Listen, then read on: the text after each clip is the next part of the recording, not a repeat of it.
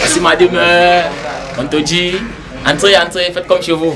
Dans sa petite chambre universitaire, qu'il partage avec un de ses camarades, Auriol, étudiant en Master 2 gynécologie obstétrique, nous fait découvrir son espace de vie. Je mets mes chaussures là, mon ballon d'entraînement, mes chemises de l'hôpital, mes t-shirts.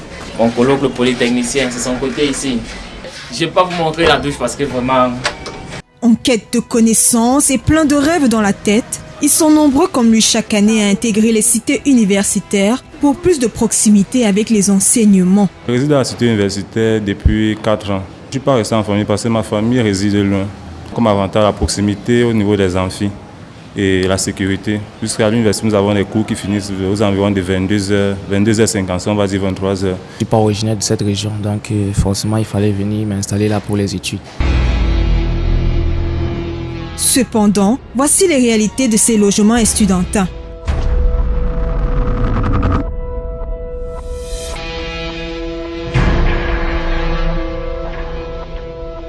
Des insectes comme animaux domestiques, des lavabos pour poubelles, des cadenas comme serrures de porte, des toitures délabrées faisant place à des fuites d'eau, des toilettes communes devenues publiques, des chambres multitâches. Ces cités très prisées sont devenues pour la plupart des sanctuaires de libertinage. Si hors caméra, certains étudiants parlent de problèmes d'insécurité de leurs effets ou de leur propre vie, devant, ils estiment que ces problèmes sont minimes face aux avantages que leur donne la liberté de vivre seul. Un peu de désordre, il y a entre nous les gars qui volent. Je pense que ce sont beaucoup plus les problèmes qu'on rencontre partout.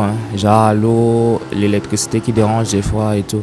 Mais dans l'ensemble, tout va bien. Le rectorat assure quand même la sécurité des étudiants avec la présence des agents de la police campus, la solidarité aussi entre les étudiants. D'autres raisons, encore données par certains jeunes, expliquerait le refus de certains parents d'envoyer leurs enfants en cité. Les parents ont tenu à ce qu'ils restent encore à la maison. Et moi, j'aimerais bien vivre seul. À la maison, tu veux étudier, on te commissionne, tu veux même te reposer, on te réveille très tôt le matin. J'ai mes copines, vous voyez, c'est un peu difficile de venir avec mes copines à la maison.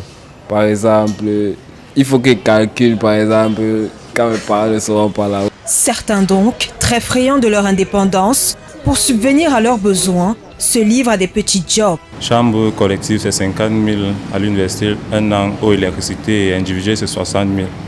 Et pour m'en sortir, je répète, et parfois je suivais dans certains collèges. Pour payer la chambre, hormis ma vie d'étudiant, j'ai quelques petites activités, un salon de coiffure et une moto. L'acquisition d'un logement estudiantin étant un réel problème pour les étudiants venant de partout, non seulement sur le plan de l'assainissement, du confort, de la sécurité ou encore du prix, un cri d'alarme est donc lancé vers les autorités compétentes pour une meilleure prise en charge de celles-ci.